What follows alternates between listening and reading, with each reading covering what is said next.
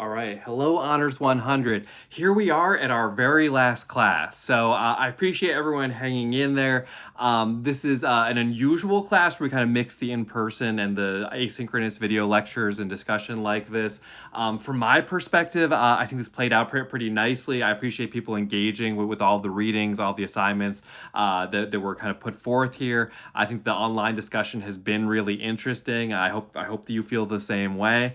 So we're at our final reading assignment here. And if all goes as planned, I've already sort of said my farewells to you in person in the other class. And so if this feels a little anticlimactic in some ways, apologies, but I hope nonetheless this last reading and last discussion give a little bit further sense of kind of closure and tying up the semester for all of us. So with this essay by Lamott, we're sort of bringing things full circle. One of the earliest readings of the semester was Lamott's essay on shitty first drafts. So this one is on finding your voice. It's from the same book, Bird by Bird. In my mind, sort of brings things back around and kind of wraps up some of the major ideas she's been grappling with throughout the book. So I want to start on page 197 here. This is the latter part of page 2 of the PDF. I'll just go ahead and read this middle paragraph. I love for my students to want to have this effect, but their renditions never ring true, any more than they ring true a few months later when Ann Beatty's latest book arrives and my students start submitting stories about shiny bowls and window panes.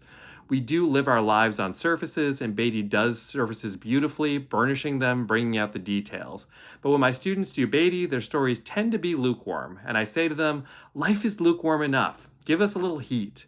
If I'm going to read a book about a bunch of people who drive Volkswagens and seem to have mostly Volkswagen-sized problems, and the writer shows them driving around on top of the ice, I want to sense that there's a lot of very, very cold water down below. I eventually want for someone to crash through.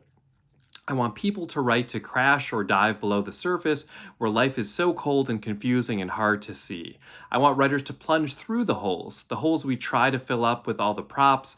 In those holes and in the spaces around them exist all sorts of possibility, including the chance to see who we are and glimpse the mystery. And so there's a bunch in this paragraph. It connects to obviously other parts of this essay. The sentiment towards the middle of it, life is lukewarm enough, is sort of one of my biggest takeaways from this essay and from Lamott's work in general. But I want to pose it as a question. What do we think that line means, that life is lukewarm enough? What do we think this paragraph on the whole is sort of driving at in terms of what she's advising our students to do versus not to do? And obviously she's talking about more creative writing, but I think a lot of this does translate over to the kind of critical writing we've done in a class like this, as well as a lot of the other writing many of you will do throughout your college careers. But to carry on here to the next page, so this is on 198, so towards the start of page 3 in the PDF. Let's see. So this reads, a sober friend once said to me, when I was still drinking, I was a sedated monster. After I got sober, I was just a monster. He told me about his monster. His sounded just like mine without so much mascara. When people shine a little light on their monster, we find out how similar most of our monsters are. The secrecy, the obfuscation, the fact that these monsters can only be hinted at give us the sense that they must be very bad indeed. But when people let their monsters out for a little onstage interview, it turns out we've all done or thought the same things, that this is our lot, our condition. We don't end up with a brand on our forehead. Instead, we compare notes. And so I think that this part of the essay is another, one of my favorite aspects of it. This idea of sort of commonality, right? Of kind of overlap between experience.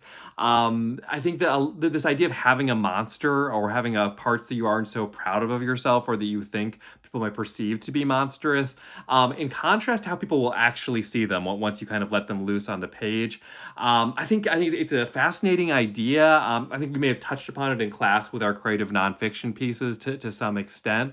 But I'm curious as to if people had experiences like this where maybe you've sort of exposed pieces of yourself that you were not as eager to share with other people, and it turned out to actually be a point that people had in common, or at least people were interested in, or more broadly, again, what we think Lamott might be driving at this point. Carrying on, just one other specific spot I wanted to hit on. So this is on page 200, page 4 of the PDF here. So let's see, where is this? Oh yeah, okay. So this is kind of midway through that first paragraph on 200.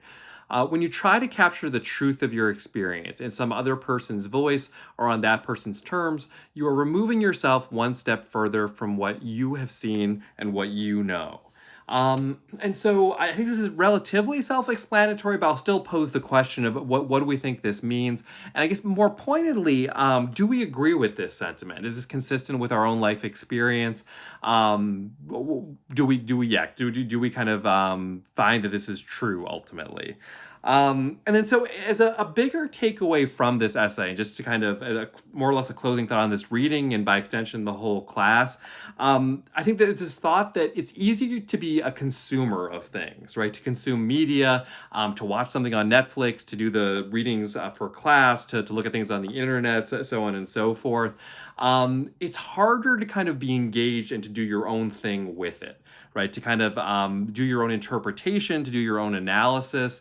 The choice is always there to be a passive consumer of things, right? Just to watch something just for entertainment, and there's a need for that. There's a purpose. That I'm not saying it's wrong to do that at all, but I think to kind of be kind of an active, engaged citizen, to be kind of an active intellectual thinker and kind of participate in the world, it's all the more important to also kind of have your own input on it and sort of not lose your voice in that process. So again, this essay is largely about, finding your voice in terms of, being a creative writer. I know relatively few of you identify in that way where you're planning to, do much with your writing necessarily beyond classes like this.